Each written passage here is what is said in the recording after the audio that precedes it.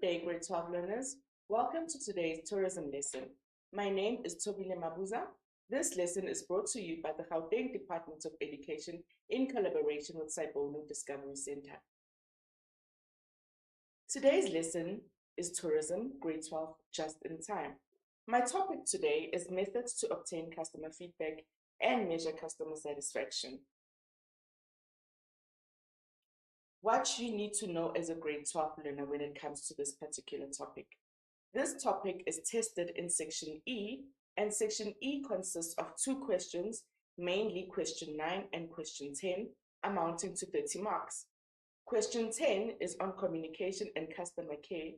That is where that is the contents that you'll find in question 10. So when you're doing question 10 in the exam, you will find communication and customer care in question 10.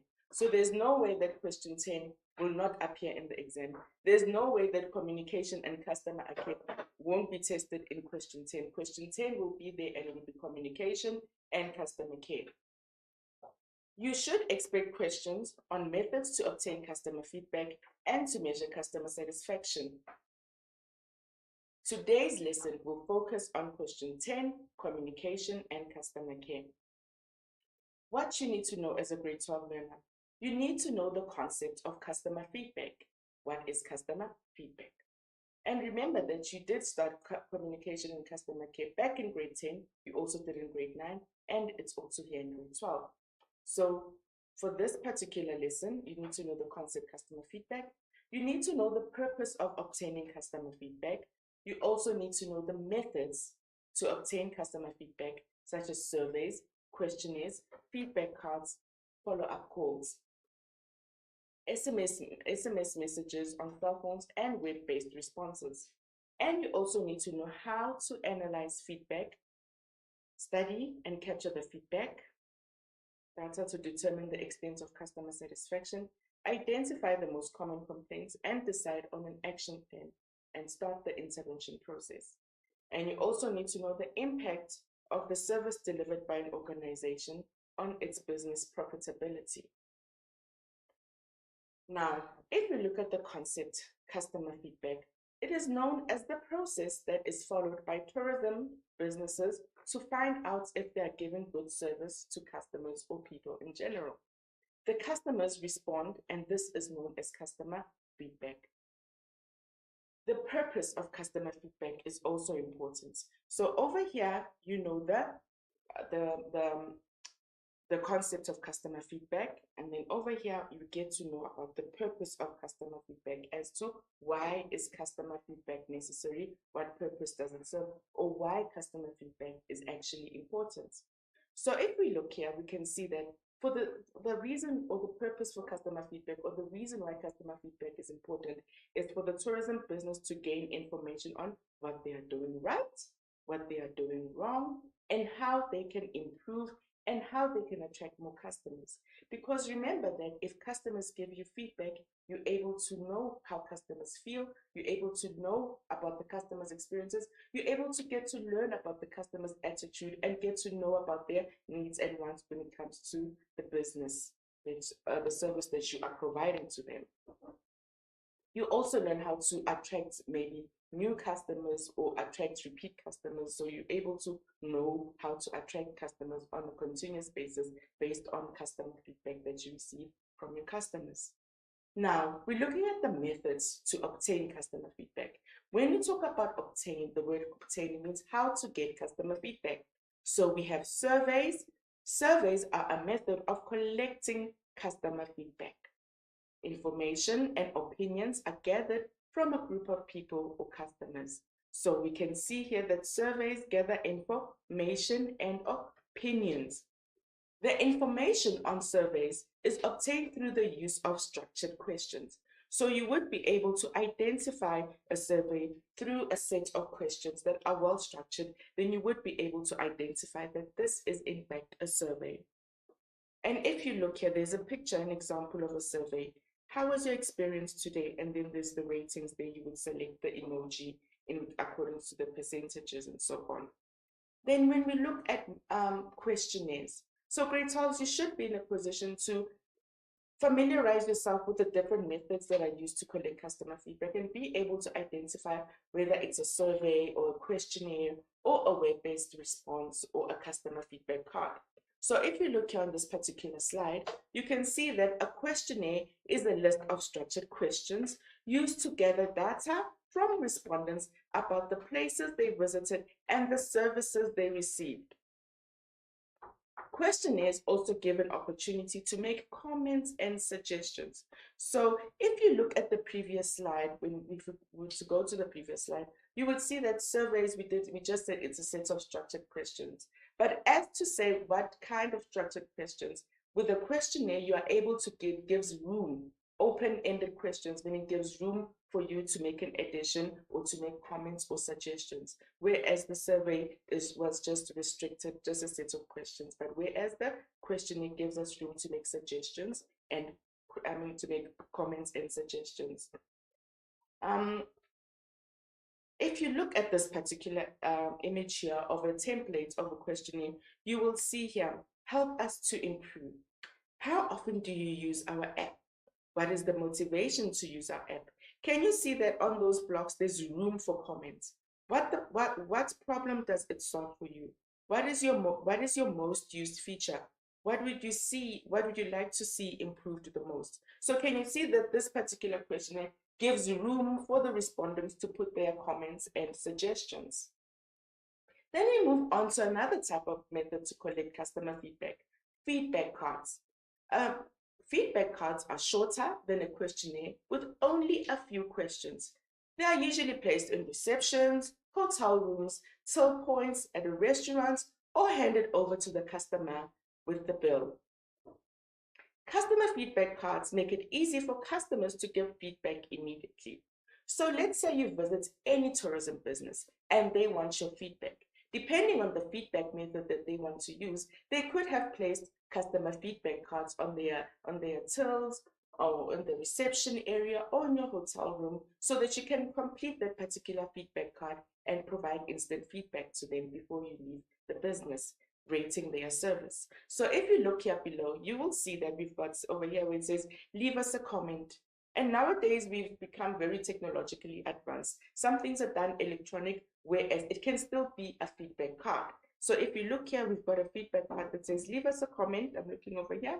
Leave us a comment for the Scan Happy. So you're able to scan the QR code and complete the feedback card from your cell phone. But basically, you had to have the feedback card to be able to scan the QR code. So it's still a form of a feedback card. Then over here, you also see, we've also got a template of a feedback card.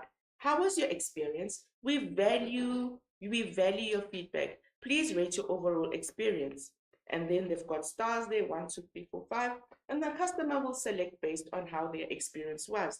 And then it states that if you have specific feedback, please let us know below. So obviously then the customer will actually write something here that, no, I was happy with the feedback. I really enjoyed my stay, hence I'm rating you 5.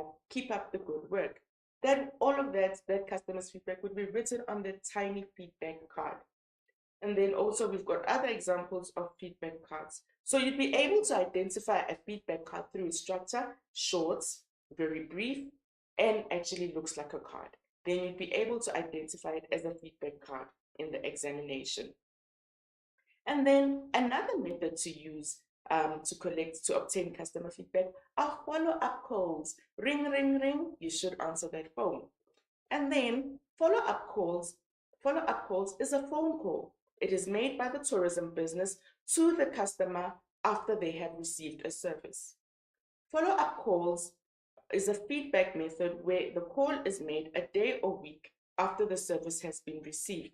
Although this would be dependent on the tourism business when they make follow-up calls. But if they use follow-up calls as their method of obtaining customer feedback, they will decide on when they call the customers to rate their service or their experience at the particular tourism business. Follow-up calls are made by the tourism business to the customer to find out what they enjoyed, what they disliked, and any areas that need to be improved. Hence, I say ring, ring, ring, answer the call. So if you know that you visited maybe a particular establishment like a hotel or you visited maybe a certain casino, the gaming and lottery subsector, you should always pick up your phone in order to rate their service and give good customer feedback. Because for the tourism sector to be able to improve their services, they rely on the feedback of customers. So follow-up calls is a method of obtaining customer feedback. Other methods that are used to obtain customer feedback are SMS messages on cell phones. A SMS is a short message service that can be used by a tourism business to follow up and get customer feedback by SMS. An SMS is sent to the customer asking them to provide feedback. So you'd be able to identify a SMS type of feedback through maybe an SMS screen, a cell phone screen with an SMS with a message, with feedback options and so on from the service provider or from the tourism business. Please be on the lookout, grade 12s, when you're answering these questions, that at least be able to identify the feedback method that is used. So in the case of SMS messages on cell phones, it will be quite easy to identify something that comes from a cell phone.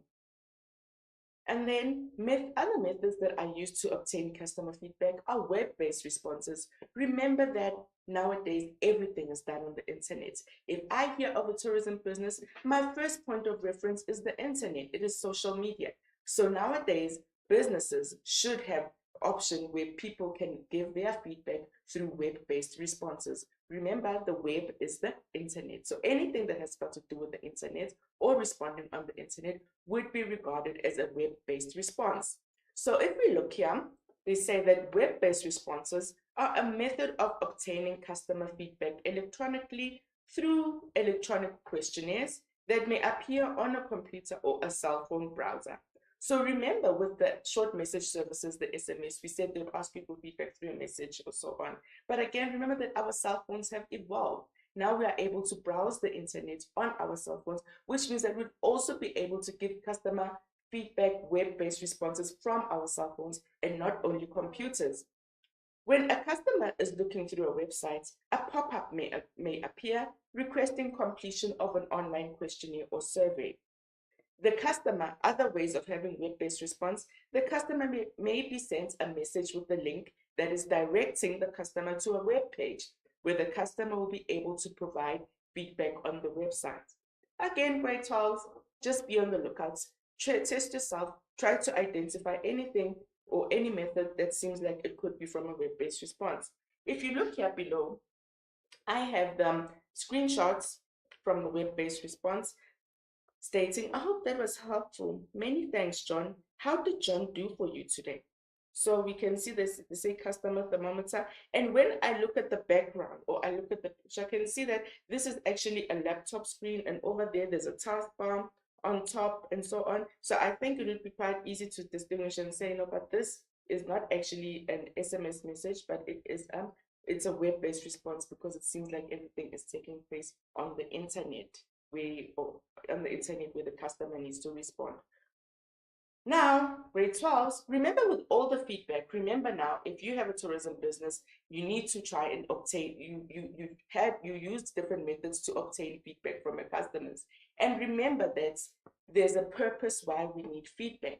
We need to know what we're doing right. We need to know what we're doing wrong, to know where we can improve if we've done wrong, and also to be able to attract more customers. But we can only do that once we first need to start by analyzing our feedback.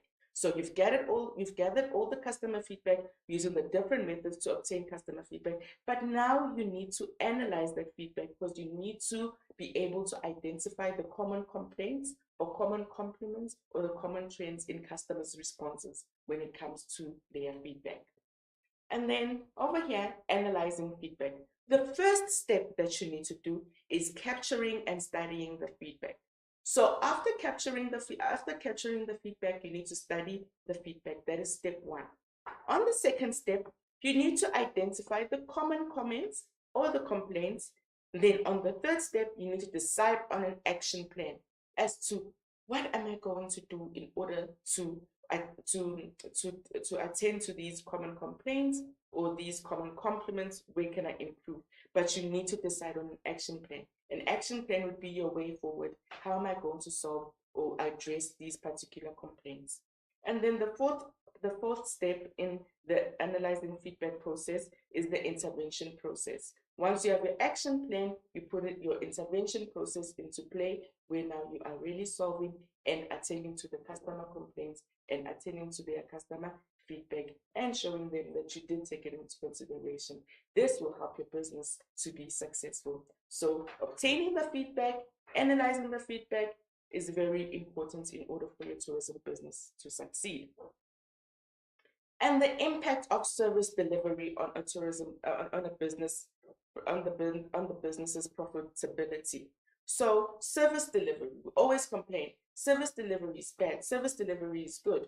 When we talk about service delivery, we're referring to how actually a service is being done or carried out. So when you are in the tourism sector and you're running a tourism business, it is important to know that the type of service that you give to customers will also affect your profitability of your business or the success of your business. So it's very important to know that customers are the most important part of a tourism business. Without customers, the tourism business would not be able to exist or function. So your duty is always to aim to please the customers. If the tourism business does not take the customer's feedback and opinions into consideration, it is highly likely that the tourism business will fail and will not make a profit. And remember, when we talk about customer feedback, it's also is a form of constructive criticism. When I say constructive criticism, it should actually develop you. You should make room and say that, no, this is actually good that these customers are saying these things, and I should improve on these particular aspects because they want me to improve and they want my business to do well. So always take customer feedback in a positive light. So because if you don't, your business will fail and that will affect your profits. And before the business fail, obviously that means the service delivery would not be good, and that means that the profitability of the business will also suffer. So if you look here, there's an example of a survey over here. Someone ticked poor, and obviously when something is poor, it is bad, which means that profits will be at a loss and the business will not do well. You'll be dissatisfied, you'll lose your business, you'll lose profits. There will be no reason for your business to exist, simply because you did not improve your service delivery based on the customer's feedback. And then the impact of service delivery on business profitability. So excellent responses from the business side and intervention processes by improving quality of services offered can make the tourism business successful and enable it to make a profit.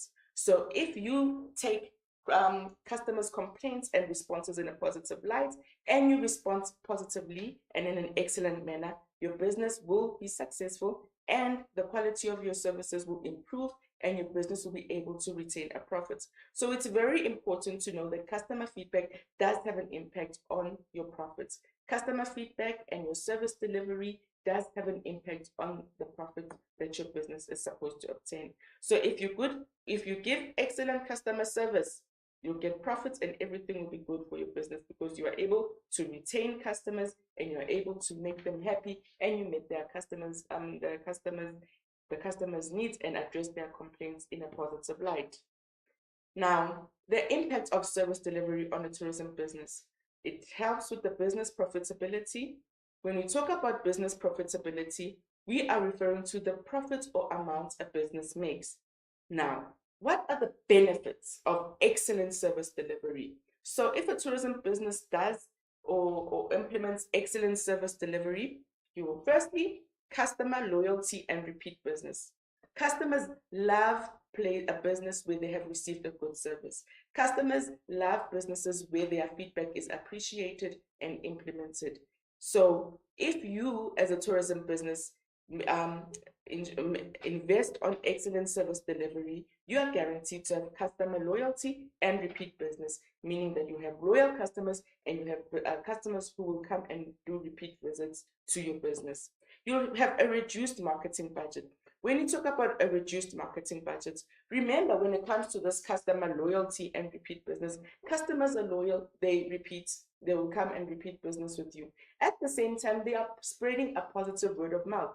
meaning that you don't need to spend so much on marketing because you're able to attract or retain or attract new customers to come into your tourism business and use your services simply by giving excellent service. So you don't need to spend so much on marketing because there's a lot of people who are doing marketing on your behalf based on the good service delivery that you have given them. And then again, benefits of excellent service delivery is increased sales. So if you are excellent as a tourism business in what you do, you will have an increase in sales, and also you will have fewer customer complaints because you do attend to those small customer complaints and adhere to them and try to resolve them, and eventually you have fewer customer complaints. And then you also have improved public satisfaction. Uh, Current customers, prospective customers, future customers will be I will have satisfaction towards your business. You'll just be known that you do provide a good service delivery and you'll always be recommended. And you'll also gain a competitive advantage. Remember that you might not be the only business that is providing a certain service. For example, I'll talk about maybe a bed and breakfast. There's many maybe bed and breakfasts within your area, but how you do your business, how you conduct yourself, how you attend to customer feedback and address customer complaints or compliments will actually help you to have a competitive advantage. And also knowing what your competitors are doing will also help you to have a competitive advantage. And another benefit of excellent service delivery is positive word of mouth. Remember, customers talk. I want to go to a certain attraction. I want to visit a certain hotel because my granny visited that hotel. Isn't that positive word of mouth? You should be proud of yourself if you're a business owner. Give yourself a pat on the back because that means that your tourism business has done so well that people are talking about it and you're able to get more customers through word of mouth.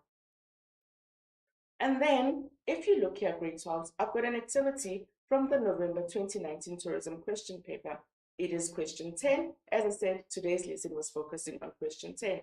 So if you read they say read the customer's complaint on the Hello Peter website and answer the questions that follow. So Hello Peter is also part of web-based responses where customers or prospective customers visit Hello Peter to check reviews if they want to use a certain business, check complaints, check compliments, check the ratings. So hellopeter.com is a form of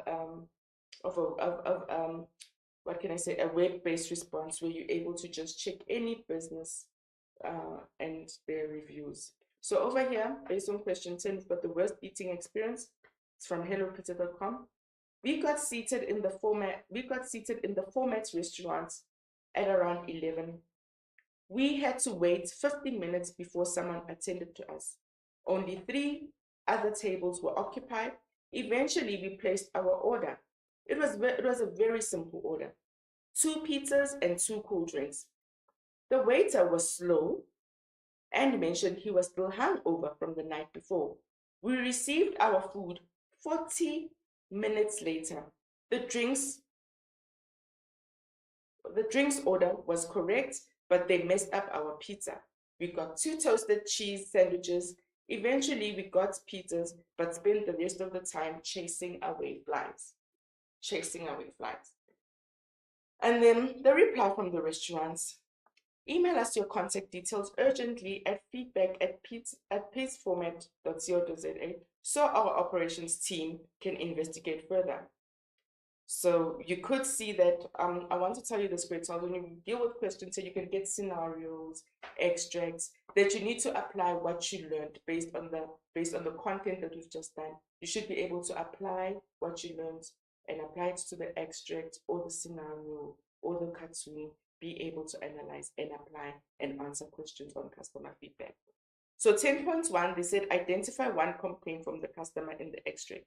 So while you're reading, obviously when you're addressing question 10, you'll also be on the lookout for complaints and so on. So you're bound to find many complaints in this particular extract from Hello Peter.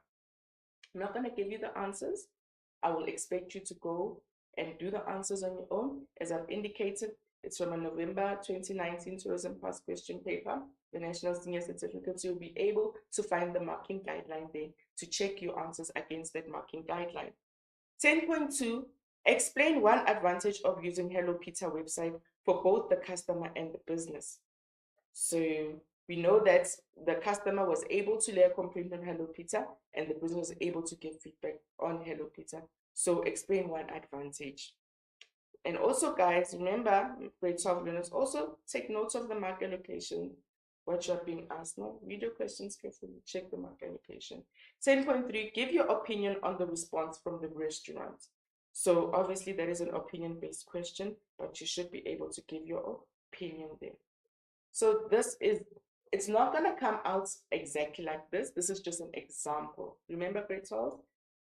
These questions will not repeat themselves, but always question 10 will be on customer communication and feedback, customer care and feedback. So this is what you get on question 10, but not the same content. So this is just an example from the past question paper.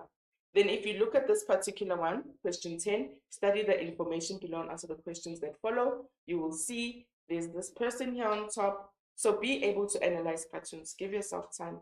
I'm sharing my positive experience at the hotel, and you can see the effects that it has. Started on 3 people, 3 people. Also shared the experience with others, or it kept on expanding. So 10.1, they said identify the method used to share customer satisfaction. 10.2 was to state 2 ways in which the method in question 10.1 would impact positively on the hotel. So based on what you've learned on this particular lesson, you should be able to answer those 2 questions. And then also we've got an activity there on the November 2022 where it said study the graph below and answer the questions that follow. So this is an example from a client satisfaction survey for the Bluefish restaurant. So you should be able to go through those questions and answer them appropriately before questions. Remember, the purpose of this lesson is to guide you with particular content and also provide guidance when it comes to answering questions, skills of answering questions, checking mark allocation, and being able to apply what you have learned and be able to also interpret something in the question papers.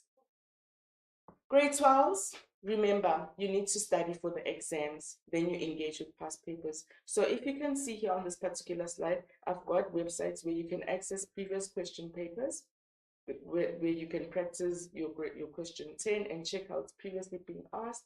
But first, you need to know your content. Prepare well, grade 12s. This is your year. All the best from me to you. Thank you so much for tuning in. See you again later. Thank you. Handing over to my partner, Maggie. She will be presenting travel documentation. Thank you, grade 12s.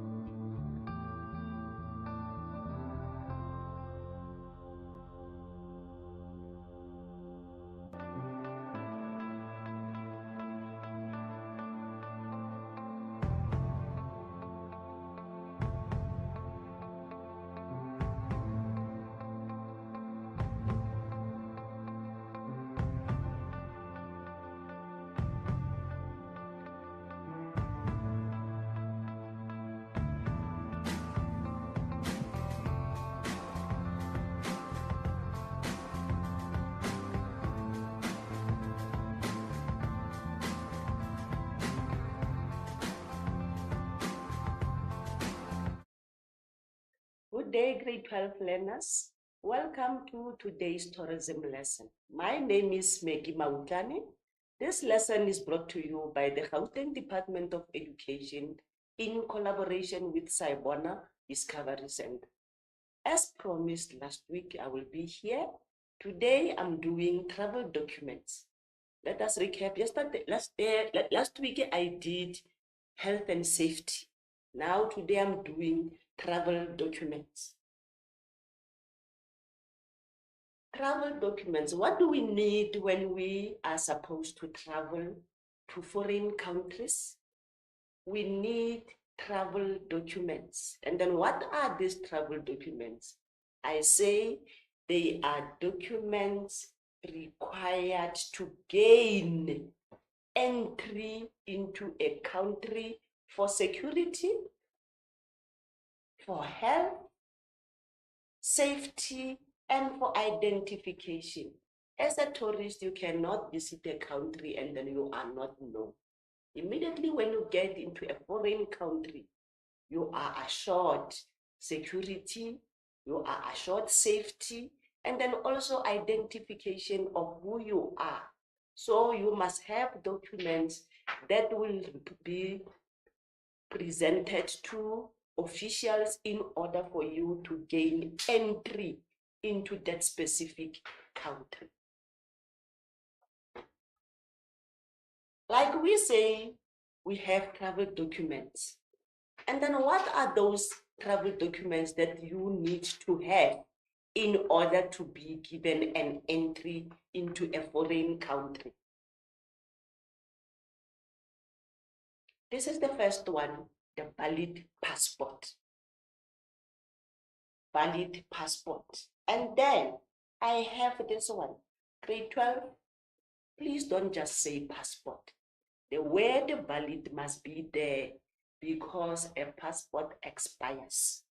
So it must be valid in order for you to gain access into a specific country. And then we have a visa. A visa also is a travel document. We will explain further when we go to other slides. You must have also health certificates.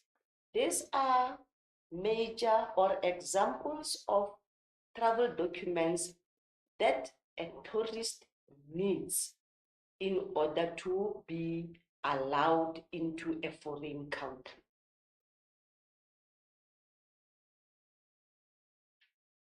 Let us discuss them one by one. What are these three travel documents that we highlighted?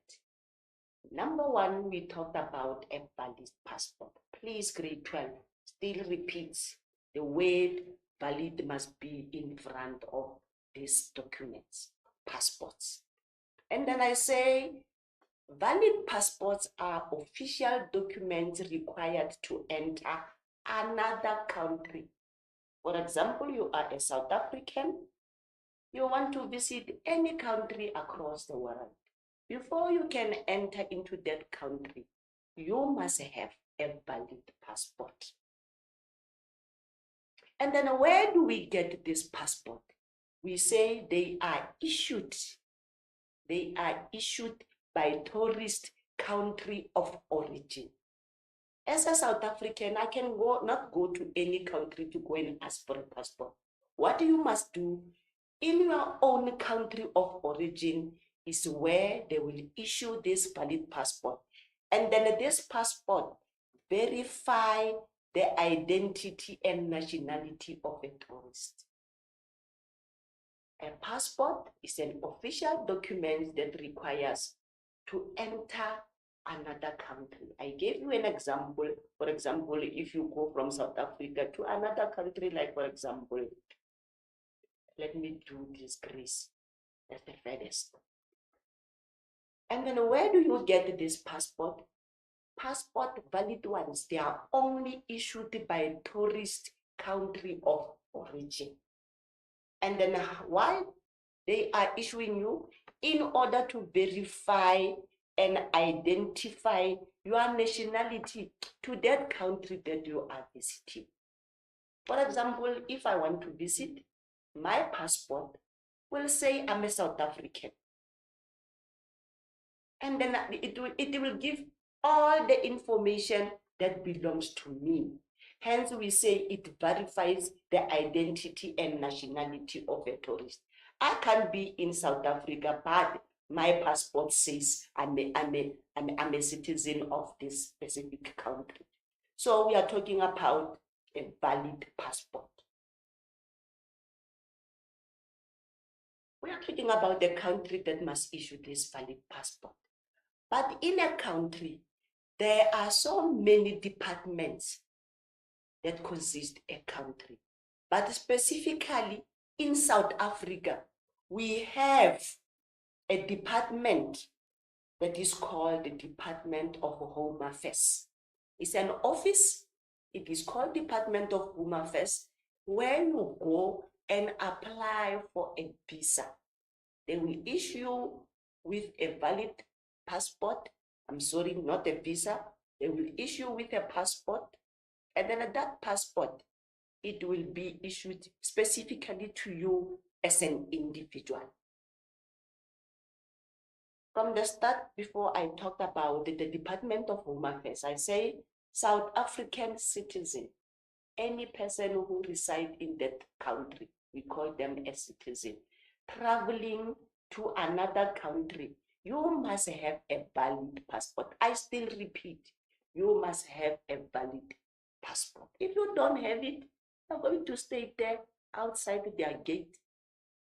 You won't be allowed to enter that country. So as a South African, you are planning to visit another country, you approach this department, Department of Home Affairs, in your own country.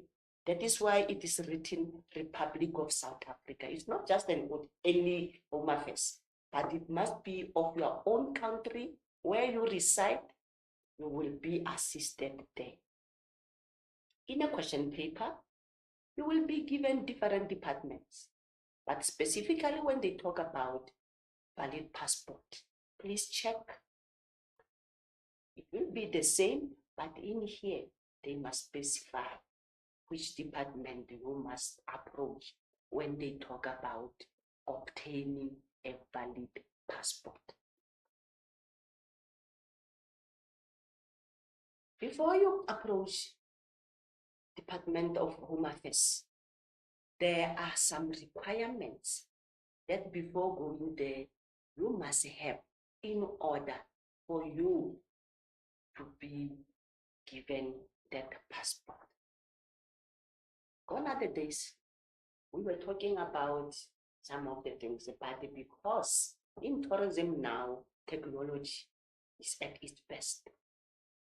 You need an online application. Online application is done when you get into Department of Home Affairs. You don't have an application form with a pen where you will be sitting down and then filling up that form. It is done online. And then there, I say biometric scanners will be used to upload your fingerprints. It will be used to take photos, your ID photos. And then you will need to have your original identity document. Your original identity document that states you are a South African. It can be a card, and it can be a book in some of the areas where they then issue you with this ID card. And then again, you will need a copy of a birth certificate if you are under 16 years of age.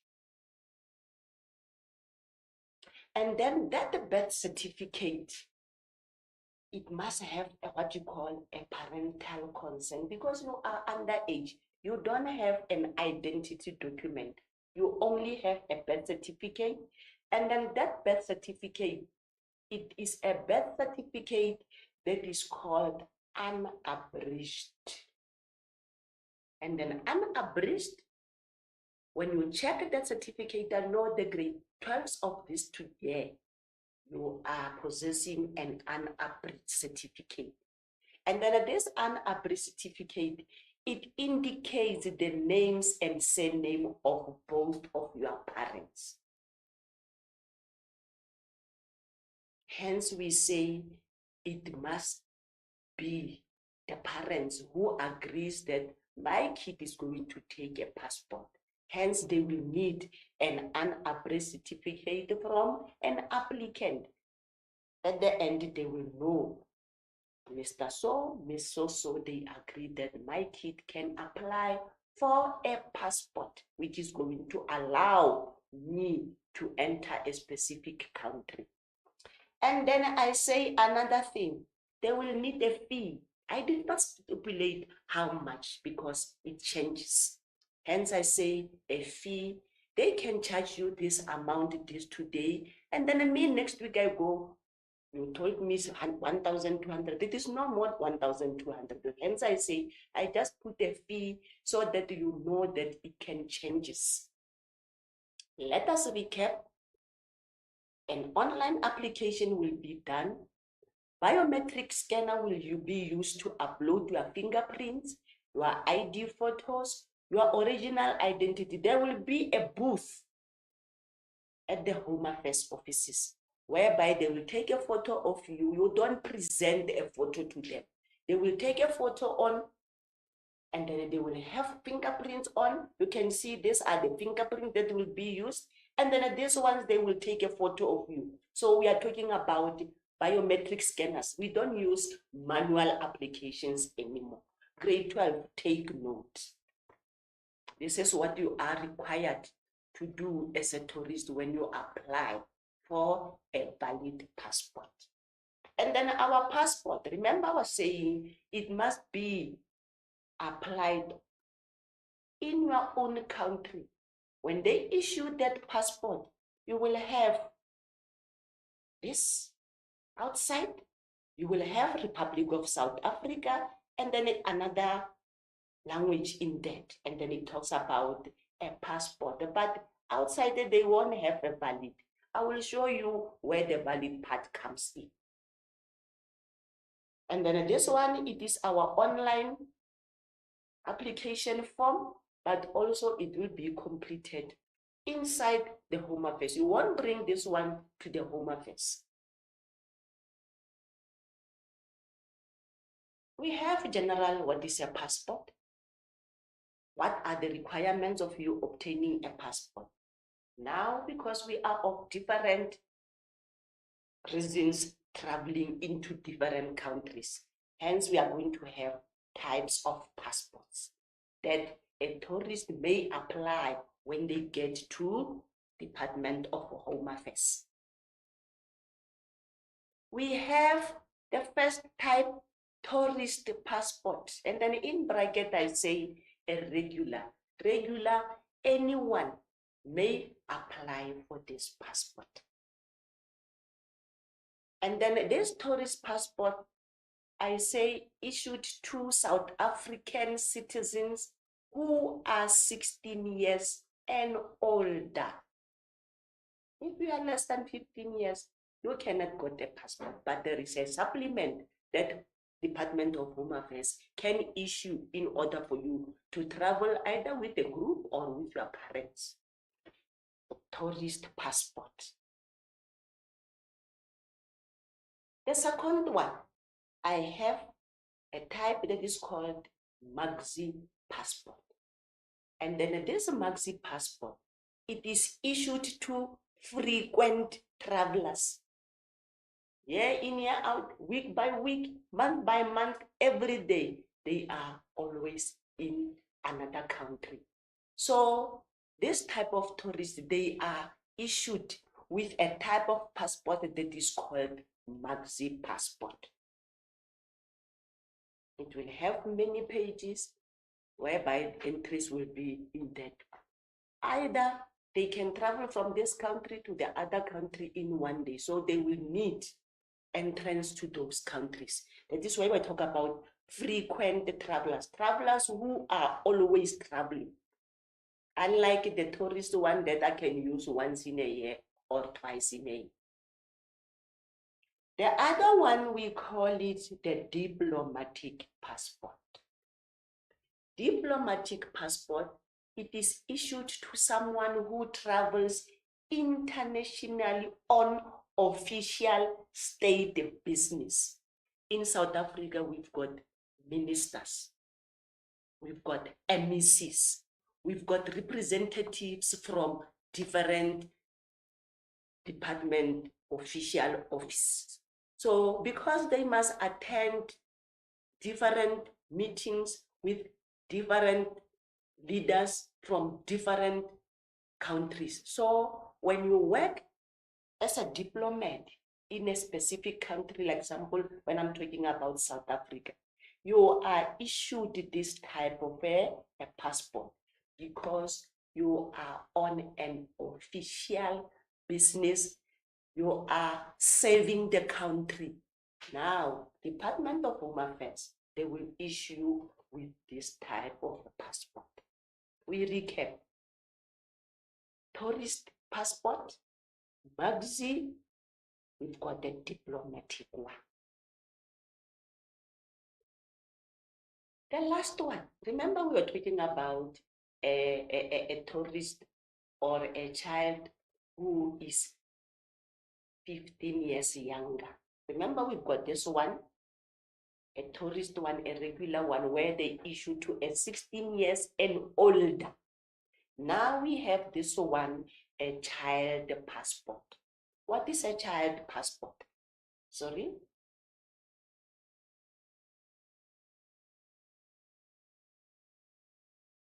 Okay.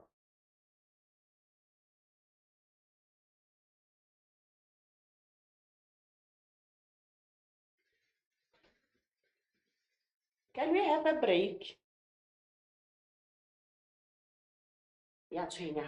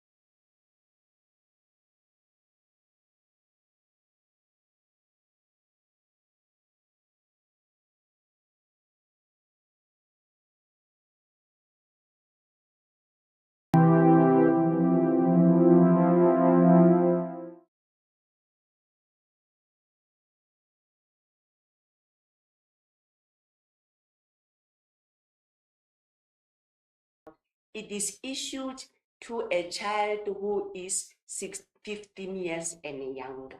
And remember the requirements of this child to have a valid passport. They must have an unabridged certificate. Don't forget that. What must be in our passport? What must be in our valid passport?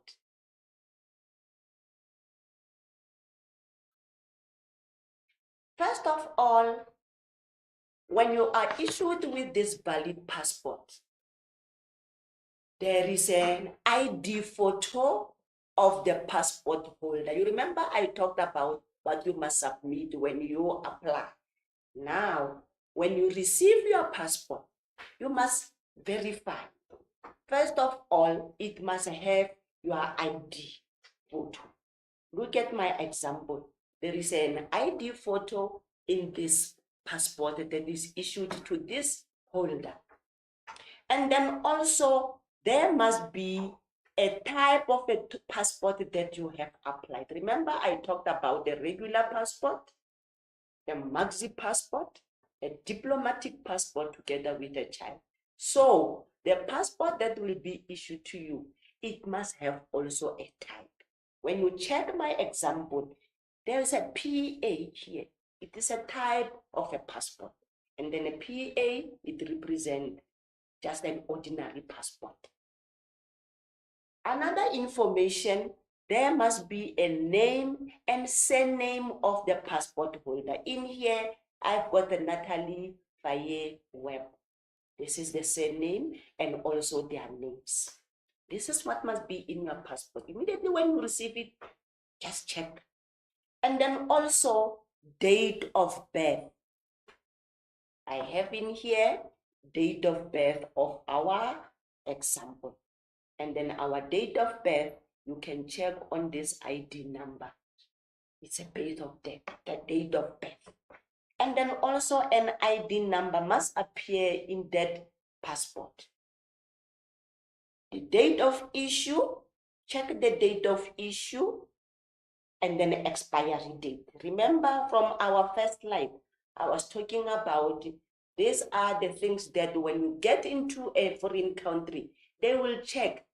Hence, I talked about a valid. Now, the expiry date applies.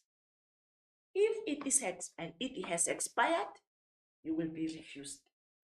And then again, country.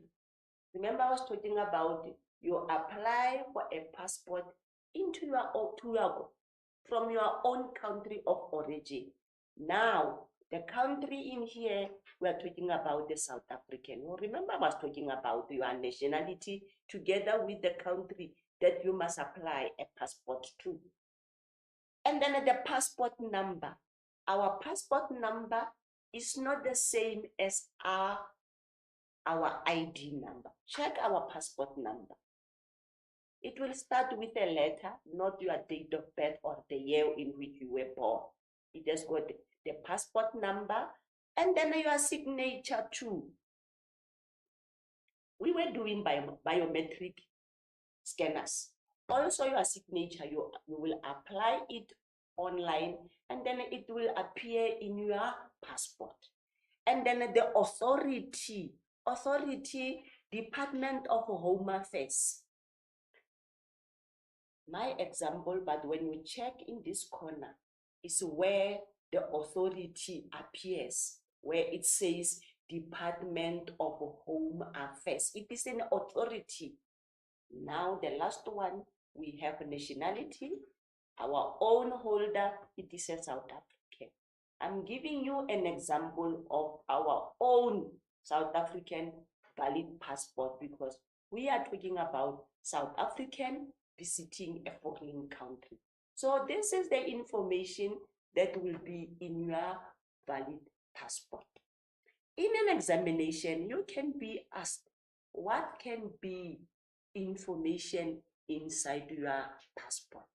You can name any one of them because they won't ask you 10 or 20 of them. Please check the marks and then you list as the marks requires you to. We talked about the traveling documents. I highlighted valid passport. We did the requirements of obtaining a passport.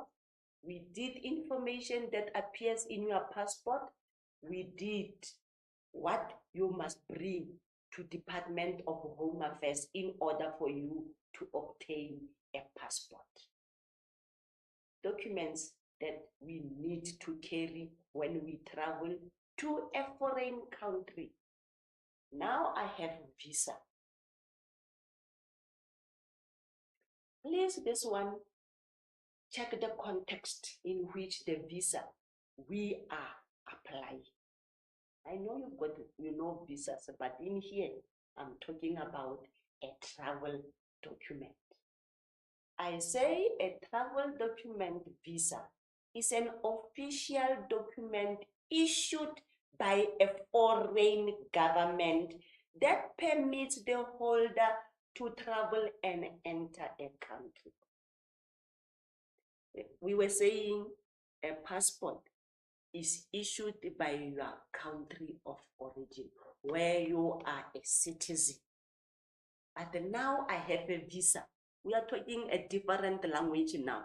We say it is a document that is issued by a foreign government that permits the holder to travel and enter a country. Let me give you an example. I want to visit, I'm going to give again. Let me say now, we're going to Netherlands. And Netherlands is a foreign country to us. When I want to visit a Netherlands country, I go to an office of this country to apply for a visa. I'm going there to ask them, can I enter your country? This is not Home Affairs. It is an official office. And then we will talk about what is this official office, where I go to ask to get a visa to enter their country. And then this official document, after they have verified everything that they need, and then they are able to issue this document, they will have your passport, and then they will take that page or that stamp or that piece of validity information, and they will glue it inside your passport. You have a passport has got pages like a book. Every page is used. Now, after they have issued you with this visa, they will open the passport, they will have a page, and then they will take this document and they will paste or they will glue it inside your passport, and it's then that you can visit their country. A foreign government from your own one, from your own country of residence. You apply, I want to go to your country. They will check everything of you, and then they will validate your information and they will issue it. There can be a problem of you as a person, and then in that way, if they can find anything that is of palatable, they will refuse you this visa. So immediately after receiving it, because you will leave this document with them, and then they will glue it inside and then say, bye, come to our country. Now, the very same way as you do passport in your own country, when you visit Department of Home Affairs, when you go to that foreign offices, what are the requirements of you to have in order to apply for a visa? Where do we go? Remember, I said you go to a foreign offices, and then these foreign offices, we call them the embassy of that specific country. You can't go to any embassy. You approach a specific embassy that you want to visit the country. Visa application must be made at embassies, or another way we call it the consulate or high commission of a country to be visited. You make an appointment, you go to that embassy, and then is where you will apply for a visa. And then what is this embassy, or what is this consulate, or what is this high commissioner? I say it's a diplomatic representation from one country to the other. I am in South Africa. I want to visit an embassy. Remember, I said I want to visit Netherlands. So I will go to this embassy that represents Netherlands there, but in my country, in South Africa, and then I will apply for visa. And then when you get there, the same way as you have applied for a passport, you will have an application form. You will have a valid passport. You can't just take an expired. Remember, I show you expiry dates. You take the one that is within the period that is not yet expired. And then in that passport, I say there must be a blank page in your passport for endorsement. Endorsement, the previous slide I was talking about, they are going to glue or they are going to paste that visa inside. If your passport, all the pages were used, you are going to apply for another one. But remember, I was talking about different types of passports. And then another proof that they need a proof of bank statement, but not just an ordinary statement. That statement must have sufficient funds to pay for your day-to-day expenses during your stay. You must assure them when you come to Netherlands, if ever it's 12 days, those days you will be eating from your own pocket. No one is going to provide you with anything. So that proof of bank statement must have a sufficient fund. Sufficient fund, it will depend, but it must cover your day-to-day expenses. And then again, they will need a return or onward ticket, a flight ticket. You can't just fly to Netherlands. You must use flights. So they will need proof that indeed you have bought a ticket that will take you to Netherlands as you are another country to visit. And then again, you can't just go to that country. They will also need the proof of accommodation address during your stay. They must know where you are going to stay. Those are the things that they need from you when you visit the embassy in order for you to get a visa.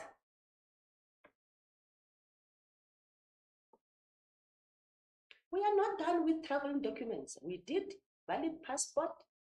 We did visa. Please make sure that you know the requirements. Make sure you know where to go in order for you to have this type of travel documents. Another one, I have health certificate. It's a repetition. If you followed the last week's presentation on health and safety, this is another document that you need to have when you travel. But remember, I was talking about when you travel to specific areas. Now we have health certificates. I still say it is an official document that is issued and signed by health authorities. And then the main health certificate that is required of you. We are having cholera and yellow fever. These are the two certificates that will be required from you when you visit specific countries in addition to your valid passport, in addition to your visa. And then I was saying that certificate, because it is signed by health authorities, it must have this logo, World Health Organization. Also, there is an information that is in this certificate that will verify and that will allow you to carry when you enter an area where there is a threat of cholera and yellow fever. When you visit, you know where you are visiting.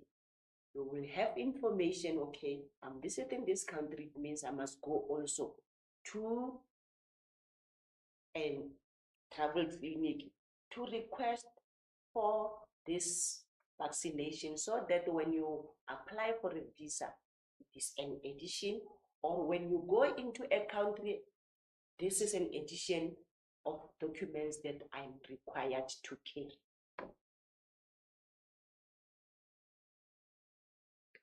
Another one, because you are traveling, when you get there, you want to be on your own. You want to hire cars. different countries, different road rules. Now, when you travel to a different country, you will have a different rules when you get into their national roads.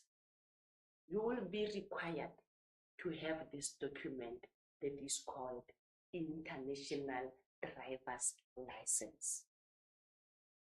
Some we choose to drive.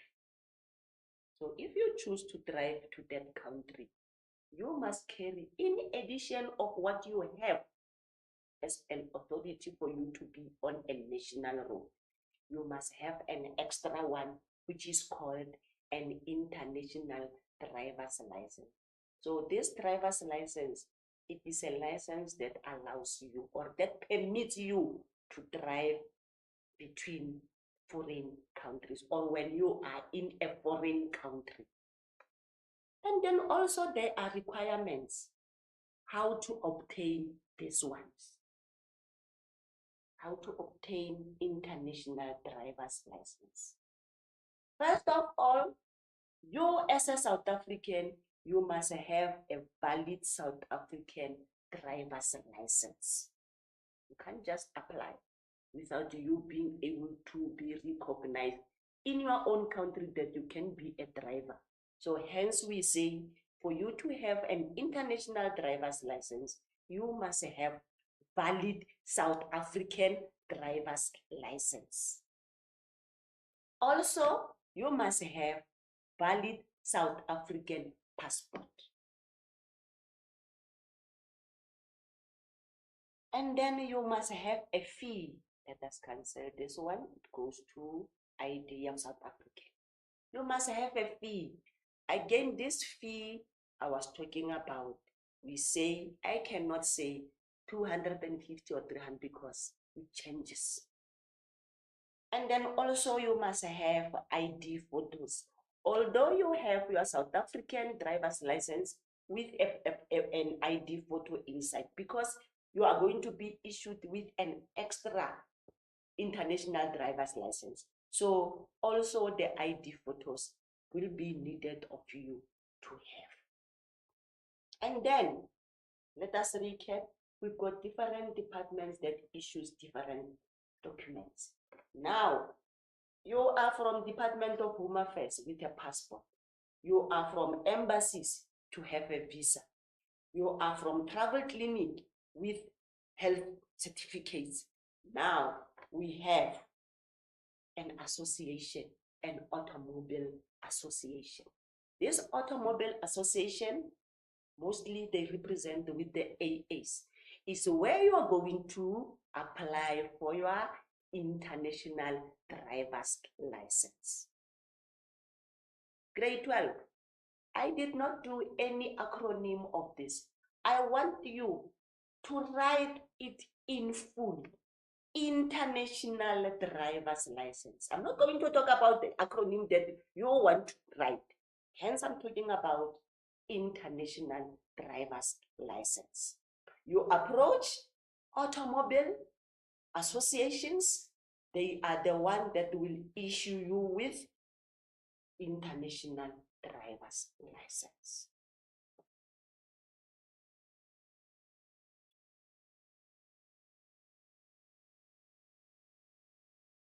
You are still continuing with the travel documents. You have your passport. You have your visa. Now you are packing your goods. You are taking your things. You are visiting. You will come back to us. You will have other things that you must know when you travel, when you have luggages, when you have everything with you for you to enjoy your stay. We are going to do concepts now. The one that you must understand when we do travel documents. We have duty-free goods. We'll talk about them. We will have prohibited goods. We will have green channel. We will have red channel. We will have to declare. We will have travel documents. These are the concepts when we do travel documents, you must know, and then what are they, and then where do they apply. Let us start with what is called duty-free goods. I say they are goods that travelers are allowed to bring into South Africa without paying custom duty or value-added tax. But they have limitations on quantity. You have visited that country. Now you were excited. You bought some things there. Now you are coming back. Now we categorize goods that you must bring into our own country. Now they are going to have that are called the duty-free goods. The one that when you enter a country, you won't be asked to pay any cent for them. You won't pay any tax for them. I've listed some of them. When you are back into our country, you can be in your possession only 200 cigarettes and 20 cigars per person. You want to bring gifts to your family. Now you are going to be exempted from tax when you bring cigars that are only 20 per person or only 200 cigarettes. And then another one, duty-free goods that are of 250 grams, that is a cigarette or pipe of tobacco per person. You visited the country, you bought perfumes, but those perfumes, when you buy ones that are of 50 mils and then 250 mils eau de toilette per person. Beyond that, we will talk about it. Remember I was saying, but have a limitation quantity in their containers. And then also duty-free goods, they are listed 2 liters of wine per person. We are talking about goods that you must bring into a country after visiting. And then also I have 1 liter in total, other than alcoholic beverage per person. Any other goods that you have, alcoholics, rather than a wine, can be a spirit, it can be others, but it must be 1 liter. These are examples of things that you can bring into a country where you won't be able to pay, or when that ones that they will not say, okay, pay this much, pay this much. So they are called duty-free goods.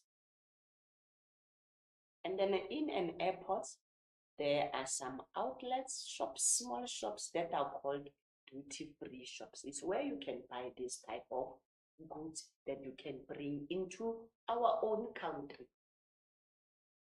And then there are goods that are called prohibited goods. Prohibited, not allowed. We say they are goods that travelers are not allowed by the law to bring them into South Africa. Not in a million, they don't have quantity, they have nothing. They are not allowed. They are prohibited. You are refused to be allowed into the country when you have this. Firearms, you cannot just go and buy firearms and you bring them into our country. And then we have that are called counterfeit goods. Counterfeit goods. Goods that are not of origin. We have that are called the nicotine drugs. They are refused in our country. And then we have poison or toxic substances that are not allowed. You cannot take an alien plant and bring them into a country, or any animal product. I gave you examples of this. These are firearms, these are counterfeits, These are alien plants. These are animals, products like a biltong. You cannot bring a biltong from another country. And then also the nicotine drugs. We call them prohibited goods that are not allowed. They cannot say just pay 5 rand and then you will pass. No, they are prohibited. You have them, they take them away from you. You have prohibited goods, you have duty-free goods. Now, if you have this type of products or goods, in an airport, there are channels. When you have goods, there are channels that you must go, depending on what you have in your possession. And I have a channel that is called the green channel. And then I say this channel, a traveler indicates that she has no goods to declare or nothing that needs to be declared. If you have nothing, when you get into an airport, you will follow a channel that is green in color. Check my screen. I have a picture that has got nothing to declare. Green. You can say, okay, green, it means I must go. You have nothing to declare. You have nothing that is of any form that can be regarded as prohibited, that can be regarded as not allowed. So you will use, when you get into an airport, you will use a green channel to go through because you've got nothing to declare. No goods, nothing to declare. And then if you bought some of the things where you were visiting, and then you know, but this thing, it can be refused in an airport. What you must do, you follow what is called a red channel. They are labeled. And then a red channel, a traveler indicates that he or she has goods to declare. It means you have something in your bags that you need authorities in an airport to know or to be aware that I have this type of a thing. And that channel, it will be red. Hence I say good to declare. Remember, we are talking about a tourist visiting a foreign country. Now they are coming back into South Africa. This is what will happen to the goods that you have. If you have nothing, you've got your own luggage, you've got your duty-free goods, you will follow the green channel. But if you know you've got some things to declare, to know that I have this, you follow this red channel. You have goods. Now, there is a quantity or allowance that you are expected to have when you have them. We call them travel allowance. And then because we are talking about allowance, we say how much finances or monetary value a traveler is allowed to take out of South Africa. Remember, we have visa that they said they need you to have a proof of bank statement. Now, there is an allowance that they allow you to carry to that country. We call it a travel allowance. How much finances or monetary value a traveler is allowed to take outside South Africa. Remember, South Africa, we must have our own monetary, but you can't take it all to a country that you are visiting. If you are an adult of over 18 years, you are limited to take 1 million per year. Per year, in 12 months, you are allowed to take this one. Remember, they were talking about the day-to-day expenses. But if you are an adult and over, you are allowed to take 1 million per year to a foreign country. But if you are under the age of 18 years, you are allowed to take 200,000 per year. We are talking about students who are studying abroad. per year you are allowed to take this type of money. And then if you are an adult, you are taking 1 million with you. And then not more than 25,000 in bank notes. Remember when we were doing forms of payments, you were talking about the different forms of money taken into the country. So not more than 25,000 in a bank notes. The one that you have exchanged in the bank, that money mustn't be more than 25,000. Or this one, wealth of foreign currency notes. And then this one, because they are specifying how much you must carry, we call them restricted goods. You can't carry 26,000. That extra 1,000, it is restricted of you to carry in a form of soft money, the one that you are carrying inside your pocket.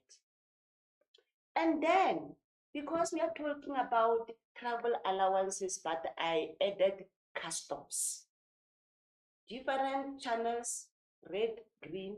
Now we are talking about the travel allowance, but I'm talking about custom. A custom is a place at airports and border posts where officials check incoming goods or luggages.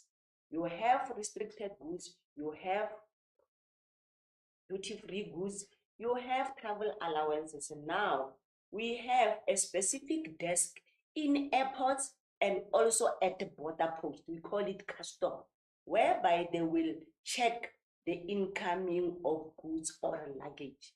You have your bag, they will check what is inside your bag. You have a big lorry full of goods at border post. They will check what are they. So specific customs. And then when you talk about customs, because we say they are responsible for checking goods that get into the country. And then we've got SARS. All of us will know SARS. What is SARS? Collect tax and custom duties on behalf of South African people. They are representatives. They are there at airports. They are there at border posts. They are responsible for collecting tax. If ever maybe the goods that you have, they are not duty-free, they need you to pay a specific VAT or tax. They are the ones that are collecting this type of duties on behalf of all South Africans so that at the end we benefit. SARS, it is an acronym, is where I'm talking about an acronym now. South African Revenue Services. This is custom. They are responsible for collecting tax.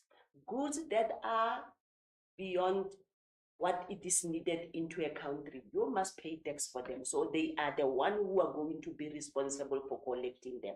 And then I remember I was talking about airports, border posts, and all the entries into a country.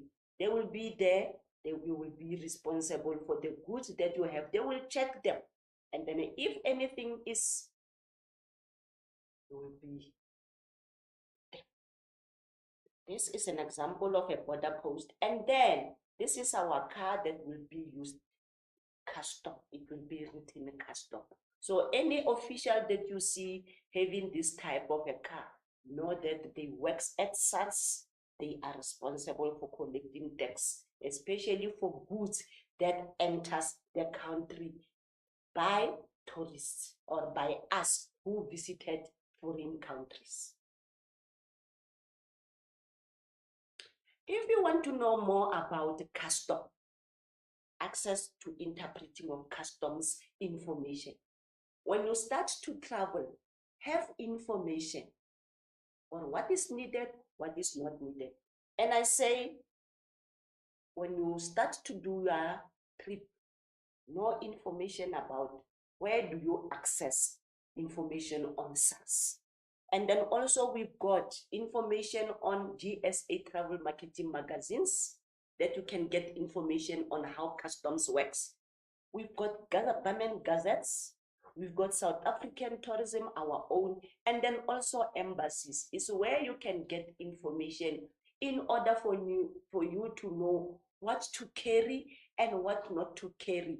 Or when you carry, what is going to happen with your goods when you are about to declare them and they say these ones are not needed and this one are needed. They make lives easy for us. Have research before you travel with goods into a country. Let us recap what we have done from the start. We did valid passport. Know what is a valid passport. What are the requirements? Where do you get the passport? Visa, types of visas. Where do you get them? What to give when you are indebted? What are red channels? Red channels, red. What do you do with the red channels when you enter into an airport? The green channels, why you must pass through a green channel? Prohibited goods, things that are not needed. Customs, those that will be responsible for checking your goods. Free goods, those that you are allowed to take. Travel allowances, we're talking about the monetary. International driver's license, what do you use it for? What is SARS? And then what is Automobile Association?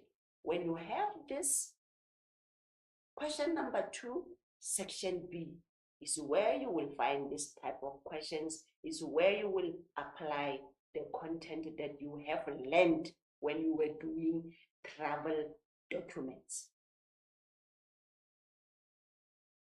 I have an example of a question that may be asked. In tourism, we have been saying they won't be the same, but as a context, how they can be phrased. I took it from our 2022 preliminary question paper. It is in our section A, short questions, multiple choice. You will have an instruction. They say choose the correct channel for 5 tourists to follow on entering South African airports. Use the list below, number 1.5.1 to number 1.5. It cannot be in this 1.5. The items of each of 5 tourists has in their possession. Remember, we're talking about things that you carry. Write only red or green next to the appropriate. Note, the red or green channel may be used more than. It will depend on what they are giving you. This example, they say red channel, custom goods to declare, custom nothing to declare when it is green. A set of golf clubs, 50 mils of perfumes, prescription medicine, 2 months only supply, 400 cigarette airport plant. Now, this is a list. You must say whether this one, you must go through a red channel or a green. You must check whether this one, you go to a red or green, a prescription medication, 2 months supply, and then cigarettes, 400, and a pot plant. We did them previously on our slides. So it will be easy for you to categorize whether they are to pass through a red channel, whether they are to pass through a green channel. In tourism, I believe we always say we don't give you answers because we want to make you to go further on to find answers for yourself. And then this one, it's another example, but it is not on our multiple choice. I took it from the NSC November 2021 question paper. You have a website that was indicated to you where you can find more of previous question paper. But check this one. Refer to the information and picture below and answer the questions that follow. Assist me in a problem. Free arrival. This is a tourist says, assist me. Jerome is returning to South Africa from South Korea. He will have to pass through customs where his luggage will be inspected. I talked about what customs do. They inspect your luggage. Where He does not want his goods purchased at the duty-free shops. Purchased at the duty-free shops to be seized. He bought these things at a duty-free shop, but he doesn't want them to take them away from her. So this person needs advice from us. Taken away or face prosecution or legal action. Remember I said, when you are found with goods that are not needed, you can be arrested by the police responsible in customs.